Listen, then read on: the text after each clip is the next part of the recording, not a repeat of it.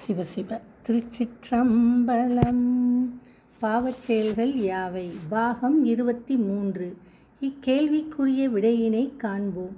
நன்கு ஆராயாமல் உண்மையான கள்வனை கள்வன் அல்லன் என்று விடுவிக்கும் பொல்லாத ஆட்சியாளன் செயலும், நன்றாக விசாரித்து உண்மையை அறியும் திறன் இல்லாமையால் குற்றமற்ற ஒருவனை கள்வன் என்று கருதி கொள்விக்கும் கொடிய ஆட்சியாளனின் செயலும் பாவச் செயலாகும்.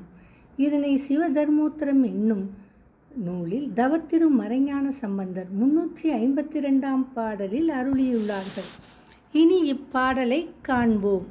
சோரன் தன்னை துயக்க மனத்தினால் சோரன் அன்று என நீக்கும் துரிசனும், சோரன் அல்லனை சூழ்ச்சி இழப்பினால் சோரன் என்று துணிந்திடும் துட்டனும் என்பதாகும்.